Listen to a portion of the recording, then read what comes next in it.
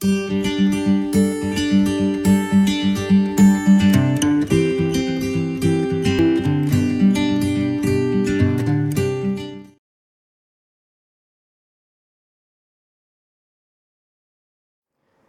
Friends, मैं doctor Kajal Mangokia, gynaecologist, obstetrician and IVF specialist from Orchid hospital and IVF centre Surat. नमस्कार, आपका स्वागत है ऑर्किड पेशेंट्स अवेयरनेस सीरीज़ में। आज का जो टॉपिक मैं लेके आई हूँ कि सर्वाइकल कैंसर कैसे प्रिवेंट किया जाता है, कैसे हम सर्वाइकल कैंसर को रोक सकते हैं। जैसे मेरे अगले वीडियो में मैंने बताया था कि cervical cancer is the number 1 cancer amongst the Indian womens. तो आज मैं विस्तारित रूप से बताने वाली हूँ कि सर्वाइकल कैंसर कैसे रोका जा सकता है।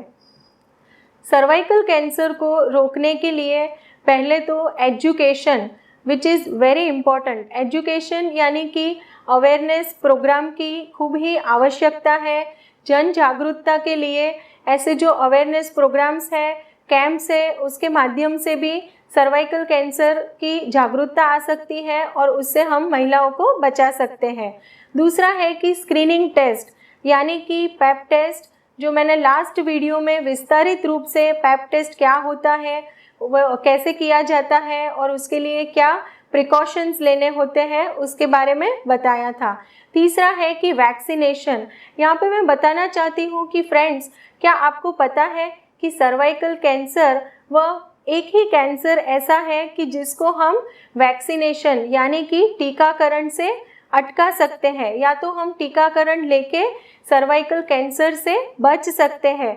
जैसे अभी कोरोना का पेंडेमिक चल रहा है, काफ़ी सारे लोग अभी जैसे न्यूज़पेपर है या तो न्यूज़ चैनल्स है, हर जगह पे हम सुन रहे हैं कि कोविड का वैक्सीनेशन आने वाला है या तो उसका रिसर्च चल रहा है, और जो सीनियर सिटीजन्स हैं उनको थोड़े ही समय में अभी कोविड का जो वैक्सीन है वो भी देने वाले हैं। तो फ्रेंड्स, आज हम सबको पता है कि कोरोना एक वायरस से होता है, वैसे ही सर्वाइकल कैंसर भी एक वायरस से होता है और वह है ह्यूमन पैपिलोमा वायरस। और अपने भारत देश में 2010 से सर्वाइकल कैंसर के अगेंस्ट वैक्सीनेशन अवेलेबल हो चुकी है। तो क्या फ्रेंड्स, मैं यहाँ पे पूछना चाहती हूँ कि आपने ये वैक्सीनेशन लिया है? इस वीडियो में सर्वाइकल कैंसर के वैक्सीनेशन के बारे में मैं डिटेल में बताने वाली हूँ, और दूसरे जो फैक्टर्स हैं जैसे कि हाई रिस्क फैक्टर्स है, जो जोखमी मतलब रिस्क फैक्टर्स हैं, उसको भी अवॉइड करना है, तो भी हम सर्वाइकल कैंसर से बच सकते हैं। अब हम बात करते हैं कि सर्वाइकल कैंसर का जो वैक्सीन है वो क्या होता है, कौन से टाइप्स के वैक्सीनेशन होते हैं। जैसे कि HPV जो है, ह्यूमन पैपिलोमा वायरस, उसके मोर देन 100 सब टाइप्स है और उसमें से 16, 18 जो वायरस ग्रुप है, 6, 11 है। तो 16 और 18 जो है उसे हम कैंसरस टाइप बोलते हैं और 6 और 11 है उसको नॉन कैंसरस टाइप्स कहा जाता है। HPV के जो वैक्सीनेशन है वो 3 प्रकार के होते हैं। फर्स्ट जो है बाईवैलेंट वैक्सीन रहती है, दूसरा है क्वाड्रीवैलेंट वैक्सीनेशन और गार्डासिल 9 करके। अभी जो बाईवैलेंट वैक्सीन है जो कवर देती है कैंसरस टाइप्स जो है 16 एंड 18। फिर क्वाड्रीवैलेंट वैक्सीन जो है वो कवर करते हैं HPV स्ट्रेन 16, 18, 6 एंड 11, और गार्डासिल 9 करके जो है वो 9 प्रकार के जो वायरस है उसके सब टाइप्स को कवर करती है। अब हम बात करते हैं कि यह जो वैक्सीनेशन है वो किन किन महिलाओं को लेना चाहिए, यानी कि उसके क्या क्या इंडिकेशन होते हैं। जैसे कोई भी लड़की है जिसकी उम्र 9 साल से 26 साल के अंदर है, वह लड़कियों को यह वैक्सीन लेना चाहिए। और जो भी लड़कियां हैं उनको फर्स्ट सेक्सुअल इंटरकोर्स के पहले अगर वो वैक्सीनेशन लेती है तो यह वैक्सीन का जो इफ़ेक्टिवनेस है वो करीबन 100% है।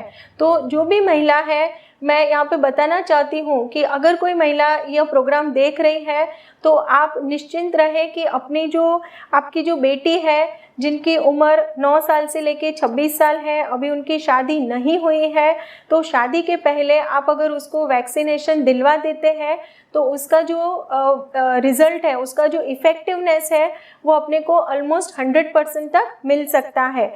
लेकिन अगर किसी की उम्र 26 साल के ऊपर है या तो अगर किसी की शादी हो चुकी है तो उनको भी घबराने की ज़रूरत नहीं है।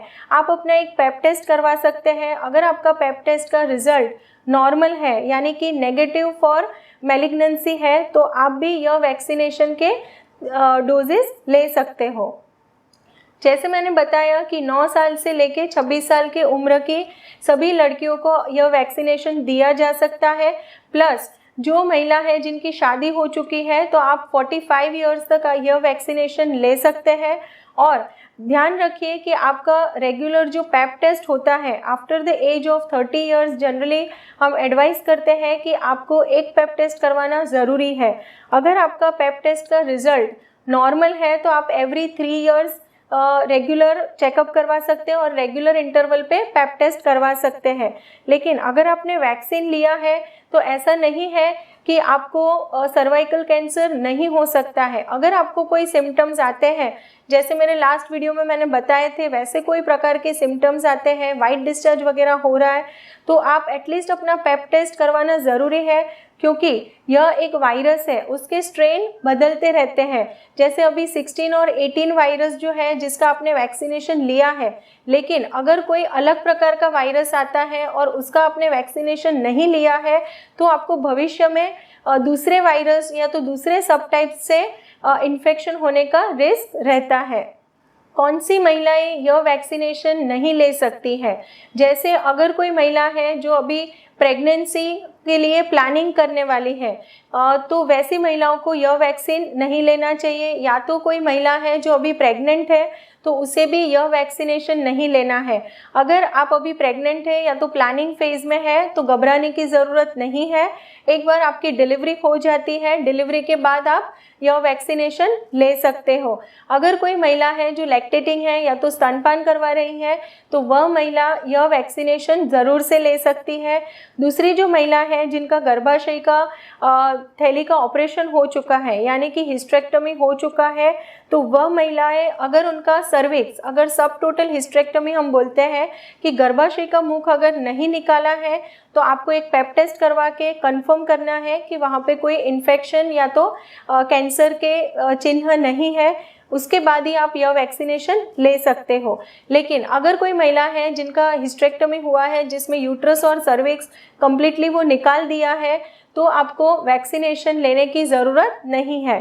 दूसरी जो महिलाएं हैं जिनका मेनोपॉज आ चुका है तो आप भी एक पेप टेस्ट करवा सकते हैं। आपका पेप टेस्ट अगर नॉर्मल है तो आप यह वैक्सीनेशन ज़रूर से ले सकते हो।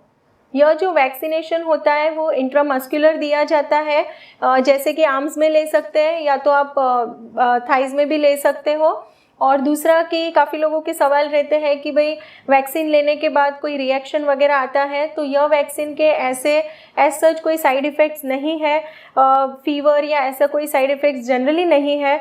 लेकिन अगर आपको कोई एलर्जिक रिएक्शन मतलब एलर्जी है किसी प्रकार की तो एलर्जी के सिम्टम्स आ सकते हैं।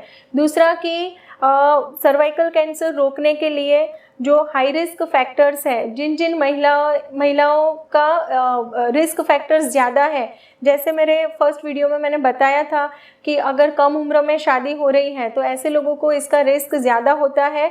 तो किस प्रकार से हम सर्वाइकल कैंसर से बच सकते हैं, जैसे कि आपका जो शादी के लिए जो उम्र है उसको थोड़ा बढ़ाना चाहिए, यानी कि 20 या 22 साल के बाद शादी हो तो अच्छा रहेगा।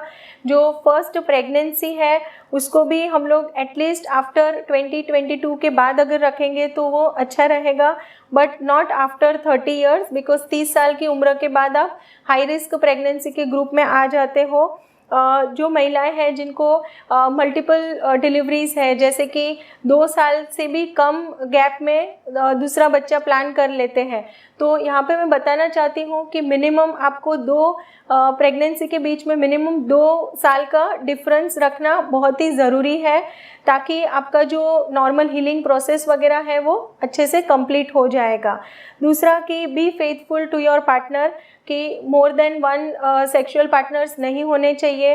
व्हेन जो यूज़ ऑफ कंडोम्स, जैसे कि it is a safe option, कि अगर आप कंडोम इस्तेमाल करते हो तो क्रॉस इन्फेक्शन होने के चांसेस कम हो जाते हैं, क्योंकि HPV वायरस जो है वो सेक्सुअली ट्रांसमिटेड होता है। तो फ्रेंड्स, अगर यह सब आप परहेज रखेंगे, यह सब प्रिकॉशंस आप लेंगे, तो ज़रूर से सर्वाइकल कैंसर से हम बच सकते हैं। और मेरी अंत में मैं ये मैसेज देना चाहती हूँ कि अगर कोई महिला है जिसने अभी तक सर्वाइकल कैंसर वैक्सीनेशन नहीं लिया है, तो पहले तो आप मेक श्योर करें कि आपकी जो बेटी है या आपके जो नियर डियर्स में भी कोई लड़कियां हैं, तो उनको यह वैक्सीनेशन के बारे में आप बता सकते हो, और सबने वैक्सीनेशन लेना ज़रूरी है। प्लस जिनकी शादी हो चुकी है वह अपना एक पेप टेस्ट करवा सकते हैं, उसके बाद वैक्सीनेशन ले सकते हैं। तो फ्रेंड्स, यहाँ पे घबराने की ज़रूरत नहीं है, हम सब मिल के सर्वाइकल कैंसर के अगेंस्ट लड़ सकते हैं और उससे बच सकते हैं। Thank you friends once again for watching this video. Thank you.